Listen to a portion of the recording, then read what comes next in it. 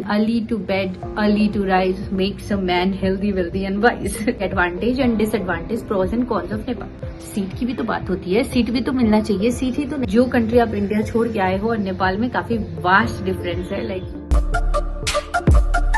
So hey guys, welcome and welcome back to my YouTube channel. आज की video बहुत important है, बिना कोई डिले के हम वीडियो में डायरेक्टली जाते हैं। ये वीडियो स्पेशली बच्चों के लिए है जिनको चाहिए कि वो नेपाल से एमबीबीएस कर सके, because there were lots of queries and बहुत सारे क्वेश्चंस एंड मैंने सोचा कि अब इस पर एक वीडियो ही क्यों नहीं बन जाए, बिकॉज आप लोग आराम से पूरी वीडियो देख लो।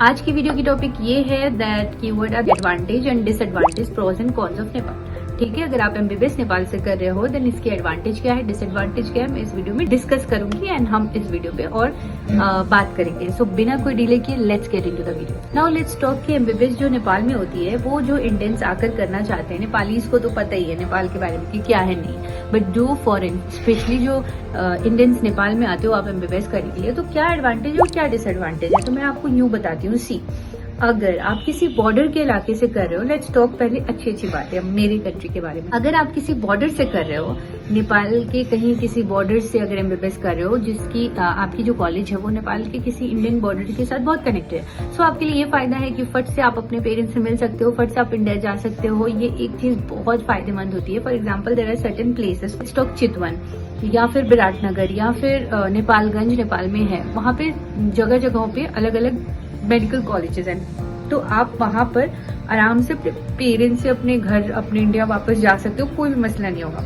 सेकंड चीज कि नेपाल आने के लिए आपको कोई भी वीजा की जरूरत नहीं होती है, आप बिना वीजा के आ सकते हो। जैसे कि दूसरे कंट्रीज में वीजा चाहिए होता है जाने के लिए, चाहे वो फ्री हो चाहे जो हो, लेकिन नेपाल में नहीं चाहिए होता है। So this is the biggest advantage. Third advantage that same culture है, एशियन कंट्री के अंदर है, आपके इंडिया से ज्यादा दूर नहीं है और लैंग्वेज भी ऑलमोस्ट सेम ही है। अगर आप हिंदी बोलते हो तो ऐसा कोई नहीं है जो नेपाल में नहीं समझेगा, आप हिंदी में ही बात कर सकते हो। आपको स्पेशली नेपाली ही चाहिए एमबीबीएस पढ़ने के लिए, ऐसा कुछ नहीं है जो कि किसी किसी कंट्रीज में है, and this is bad. But यहाँ के लिए दिस इज वेरी गुड क्योंकि यहाँ पे हिंदी 80% लोग समझते हैं एंड आप आराम से अपनी एमबीबीएस की पूरी जर्नी मजे से करके जा सकते हो। नाउ लेट्स टॉक कि नेक्स्ट अब क्या। फूड की जो हैबिट्स होती हैं वो ऑलमोस्ट सिमिलर है, लाइक एकदम सिमिलर है, थोड़ा तड़का मसाला इधर उधर, बाकी सब कुछ सिमिलर है। लाइक हम जैसे खाते हैं वैसे फूड की हैबिट है।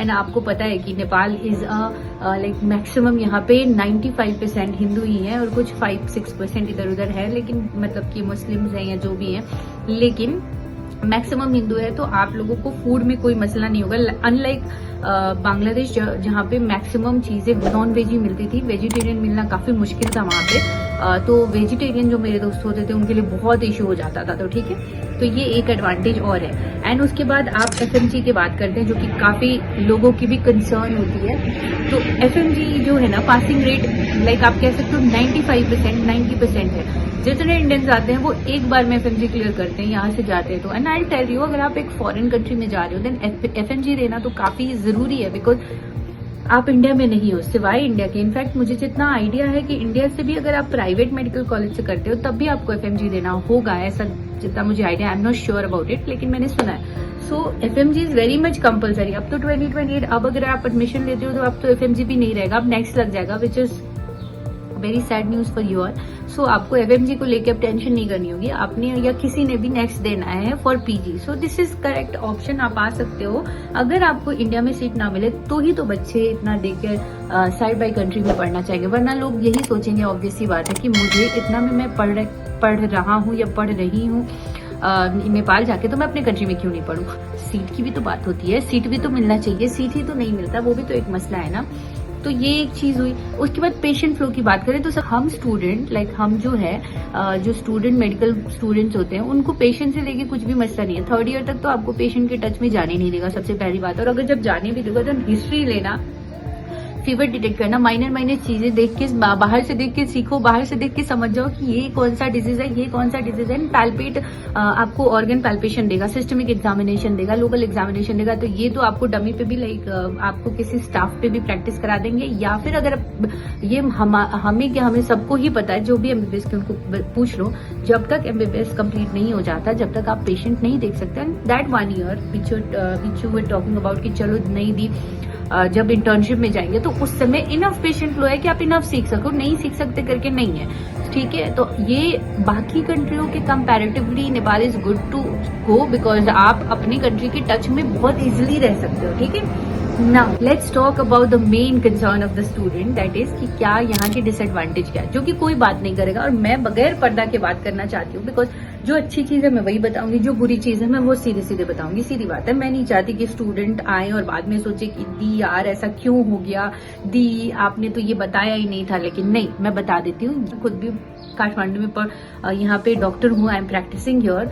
सो यहाँ की डिसएडवांटेज ये है दैट कि एक तो चीज ये हो जाती है कि थोड़ा सा आपको थोड़ा सा वो लगेगा कि ये किसी भी कंट्री में होगा, अगर मैं ही आपकी कंट्री में जाती हूँ देन आप लोग ही मुझे एज अ फॉरेनर थोड़ा ट्रीट करोगे, तो वो एक प्लस माइनस 19-20 हो जाता है, ठीक है। दूसरी कंट्री में जाते हो तो आपको वो चीज अपना वाला चीज तो नहीं मिलेगा, अपना चीज अपना ही होता है और गैर वाला चीज गैर का ही होता है। सो वैसी माइंड कॉन्सेप्ट से आपको आनी ही पड़ेगी, आना ही पड़ेगा, ठीक है। और रैगिंग के लिए एक बात बताती चलूँ, एमबीबीएस में रैगिंग का क्या सीन है दैट आपके कहीं पे भी हल्का बहुत थोड़ा बहुत होता है, लेकिन पहले जो प्रथा चलती थी रैगिंग की उसके कंपैरेटिवली अभी नेपाल में या इंडिया में या किसी भी कंट्री में रैगिंग बहुत कम है। पहले बहुत ज्यादा थी, अब नहीं है, बट स्टिल लाइक ऐसा है कि रैगिंग नहीं बोल सकते, सीनियर जूनियर का वो चीज थोड़ा सा रहता ही है हर जगह पे। लेकिन वंस यू अंडरस्टैंड कि इन्वायरमेंट क्या है, वंस यू अंडरस्टैंड कि मेरे सराउंडिंग्स क्या है, लोग कैसे, मेरे दोस्त कौन है, then you are good to go and then you can enjoy because मैं बता रही हूँ ना, Nepal is a place where तुम आके एमबीबीएस भी कर सकते हो and you can enjoy to the limitless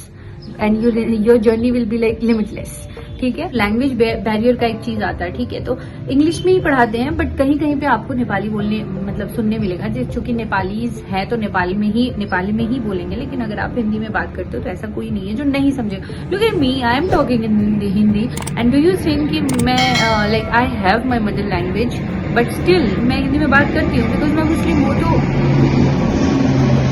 sound है, लेट्स इग्नोर। तो मैं हिंदी में बात करती हूँ because I am very comfortable because मैं मुस्लिम हूँ, so I talk in Urdu basically. Now let's talk about the patient flow. Obviously Indian के कंपैरिजन में, इंडिया के कंपैरिजन में आपको यहाँ का पेशेंट फ्लो कम मिलेगा, लेकिन कम से ये नहीं है दैट आप सीख नहीं पाओगे, कम से ये नहीं है दैट आपको एक्सपोजर नहीं मिलेगा, कम से ये नहीं है दैट जो बच्चे यहाँ से करके गए वो डॉक्टर नहीं है, ऑब्वियसली है।